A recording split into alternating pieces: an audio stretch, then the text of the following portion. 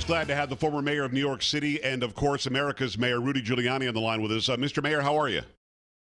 Well, I'm doing great. We're making our way straight up north from Philadelphia early this morning. Now we're about mid-Pennsylvania. We're headed to Hazel, Pennsylvania. And then we'll end up meeting up with Donald Trump in Scranton for the big rallies. The last three rallies tonight in Scranton, New Hampshire, and Michigan. But we want to make sure we got this state of Pennsylvania covered, because this could be the icing on the cake. It really could be. And a lot of people are saying that you've got the battleground states of Pennsylvania, you've got Ohio, obviously, Florida, you've got some others. But spending a lot of time in Pennsylvania, that'd be amazing to get it. It looks like Ohio is going to be in Trump's court, and Florida's looking good, too. You got to look at the polls, and you got to look at your own internal analysis of enthusiasm. Yeah. So I'd rate them in this order. Florida, I don't want to get presumptuous, but I kind of put that away. Okay. I think we got it. Florida, I think we're there. It's going to be close. It always is. It's going to be 2-3, and we're going to win it. Yeah. And Pennsylvania, I believe we're going to win, although a lot of Republicans are nervous about Pennsylvania because in the past we thought we were going to win it, and we did. But we had different candidates in the past. Yeah. We didn't have a candidate who appeals to this state on coal, steel, the return of industry, and protection of the right to bear arms. And Pennsylvania is a very big Second Amendment state. I think it's easy to look past these polls because I think they're all rigged, and it's more important, in my opinion, and tell me if I'm right or wrong here, to look at the size of the crowds just waiting on the tarmac for the Trump plane to land. I mean, the excitement and the enthusiasm, obviously, on the right is double, triple, if not quadruple what we're seeing for Hillary Clinton. I mean, can we measure anything out of that? Well, I have from going back to August 8th. I've been measuring that, and I told him, and tomorrow morning we'll find out, or the next morning we'll find out if I'm right. Yeah. I've told him any place he's within 2%, he's winning by 2. I agree. I can't disagree with you. I think there's a silent majority that's afraid to say they're for Trump when they're at work, when they're walking through the neighborhood, but they're quietly going to go in there and vote for him, and then they show up on the tarmac. So, Pags, I think there are two things going on that get you to 2%. Okay. I think what you're saying is absolutely right. I've had people tell me that. I had a guy come up to tell me he and his sons are voting for Trump, but they're not telling the wife because the wife's upset with him. I mean, I've got people coming up to me telling me I'm voting for Trump. I'm a doctor, and some doctors, think you're not that bright if you're voting for him. And I say to them, well, just take a look at Obamacare and you'll win them over.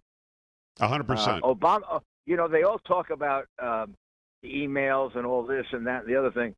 And I think that they have hurt Hillary a lot because they've shown what a crook she is. Yeah. But I think the Obamacare, when the history of this election is told, the reason for this turn in this election is Obamacare has proven to be, as Bill Clinton said, quite honestly, 2 weeks ago, crazy, too expensive, deductibles so high you can't even use the insurance, and it's going bankrupt. Bill Clinton said that. And then, of course, he apologized the next day or tried to clarify it. It's former New York City mayor. Well, he said the truth for once, and it's out there. It's former mayor of New York City, Rudy Giuliani. You brought up the emails. I've got to ask you. You worked with Comey. You and I just talked last week. Comey does the wrong thing in July. There's mountains of evidence that say that Hillary Clinton has violated federal law with intent. And then all of a sudden, a week or so ago, he says, well, we're reopening it. We have 650,000 new emails to go through. And 8 days later, he says, nothing to see here. Rudy, your thoughts on that, just on its face? What is your gut on that? What does your heart tell you? My thoughts have been the same from the beginning, from the first time I talked to you. I thought his original decision is so way off the mark, I can't explain it. Yeah. That he laid out a overly prosecutable case, meaning a case that any prosecutor would love to have as a career-building case, and that you could be sure you could win. And here's the weird thing. He says that it hasn't changed his opinion back in July, but they never interviewed the maid who was sending routinely classified documents to her from her home in Washington to wherever she was. That maid did not have security clearance. And the lawyers, her lawyers don't have security clearance, who she admitted looked through every one of her violation. emails. Those are all like straight out violations of the law. You know, I don't want to equate it to this level, but that's like shooting somebody in front of a police. And then saying nothing to see here. Then saying, well, no, actually, he does say she shot them in front of a policeman, but we're just not going to prosecute. He says she was extremely careless in handling her national security information, which is a violation of 18 United States Code, Section 971, right, Paragraph F. Yeah, but Mr. Mayor, is there a reason you can put on this? Is there a why as to why he's doing this? I don't know. I mean, it seems to me like he is going with the wind. It's like putting his finger up in the air and, you know, on a golf course and trying to figure out which way the wind is going. And trying to hit the ball with the wind behind him. Yeah. Can the Attorney General tell the Director of the FBI to stop it? Could this have come from her? The Attorney General is technically the boss of the head of the FBI.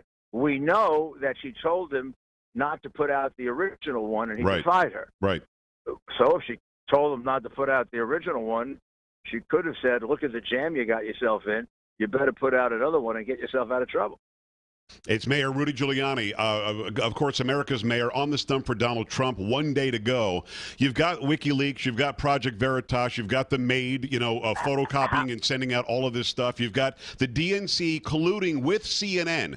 When CNN was going to interview Donald Trump or Ted Cruz or any other Republican, the CNN would contact the DNC and say, "Hey, what do you want us to ask this guy?" You've got collusion, Rudy, like we've never seen in our lives. Have we been able to educate the American voter enough by tomorrow? I think so. And you know the one that I think is the straw that broke the camel's back? Which one? And sometimes it's the little ones that people can relate to. It's using the Clinton Foundation to pay for the Chelsea Clinton wedding. Isn't that crazy? Chelsea Clinton's wedding, according to these documents, was paid for by the Clinton Foundation that we've all been saying has been nothing but enriching for the Clinton family. You think enough people have even heard about that? I'll bet people listening right now just now heard about it. I mean, they should. You know why? That hits home. So many people have saved for a lifetime to pay for their daughter or their son's wedding, or in some cases where the kids themselves have to pay for the wedding. Mm-hmm. Weddings are so expensive. And these people who by that time, they were no longer broke, like when they came out of the White House. Right. They were now multi-millionaires. And they are chinching and taking the money away from all the so-called good works of the Clinton Foundation and paying for their daughter's wedding. That is what we call in Yiddish in New York a schnorrer. a schnorrer is somebody that'll steal. It can be worth $1 million, but it'll still steal the silverware from your dining room. It's Mayor Rudy Giuliani. You know, what we found out in WikiLeaks, it's undeniable now. We know for a fact, and from Project Veritas, and you've seen all this information, we know that pay for play was real. We know that $12 million from Morocco got Morocco a summit, and we know that $1 million to Bill Clinton for his birthday got all sorts of favors for that part of the Middle East. It's for real now. And again, I ask it again, and I'm not trying to cut down the American voter, but have they been educated enough on exactly how corrupt this family is? I believe they've been educated on it. It's out there. Somehow or other, there's some kind of a cutoff with the Clintons that since you go back to Arkansas and they're selling out the Arkansas White House right up until now using the Clinton Foundation to pay for the wedding, people let them get away with it. I don't know if it's the liberal media. I don't know if it's the complete unity of the Democratic Party. I mean, the Republican Party gets upset if Donald Trump says something that they consider lewd. Right. The Democratic Party doesn't walk out when Jay-Z used every horrible ethnic, sexual description in the world entertaining in front of Hillary Clinton. They applaud him. I don't get it. No, and the Democrats stay behind her the entire time. I know you got to go. One last question. You want him to win. I want him to win. Millions who are watching and listening right now want him to win. Okay, so let's assume Donald Trump wins tomorrow. But what's the margin going to be? Is it going to be as close as we suspect? Well, I believe if he wins, then we were right about our analysis of that underground enthusiasm and the people who are refusing to say they can't vote for him. And what you might see is something like we saw in '80, where it was an even election going into Election Day, and Reagan won by 9 or 12. Right. Unbelievable. Mr. Mayor, always an absolute pleasure. I can't thank you enough. I know how busy you are. Safe travels today, and let's go with Donald Trump. Thank you. Thank you, Pax. Talk to you afterwards. All right, we'll talk soon. Rudy Giuliani on with us. And, you know, it's good to get the insight from a guy that worked with James Comey. Good to get the insight from the guy who, if he had the ability, if he were in that position right now, he would prosecute Hillary Clinton. And by the way, Kerry, I think that the inside scoop is that he probably would be the Attorney General, if not the Department of Defense guy. Or actually, yeah, that's what I've heard. Actually, Attorney General or DHS, Department of Homeland Security. If in fact Trump were to win. It's an interesting thing. By the way, I posted a video that I did before the show today where I talk about what we have on the show today, but then I also get into the case for Donald Trump. And I hope that people will go and check it out. I am through and through a conservative guy. More conservative, I would say, than Donald Trump is, probably. But I talk about what it is you should consider while going to the polls tomorrow. I talk about what it is that he brings to the table as compared to what she brings to the table. And I really do whittle it down to three things. So go and check it out. It's Facebook.com/Joe Talk Show, Twitter.com/Joe Talk Show. Let's make it easy. Just go to JOEPAGS.com, JoePags.com. Click on Facebook, Twitter, Instagram, or email. Carry a lot of response to the Pags parody. Really? I didn't even ask for a response. I know. They're like, holy crap, post that. So after the program, I'll grab the Newsmax TV video and I'll try to post it. I don't. They didn't know I was going to do that, so you might just see my head bobbing around. I don't know what we're showing during that time, but we'll post that later on as well. And it sounds like I'm going to have to play this song again probably next hour. I'm sure that you will. Because I could tell the way that you were sort of bebopping around with it while it was playing that you wanted to hear it again too. I wasn't bebopping. No, I wouldn't not say really. bebopping. Well, that's true. You probably can bebop at your age. So 1-800-383-9624. Ted Nugent coming up when we come back with the Joe Pags Show.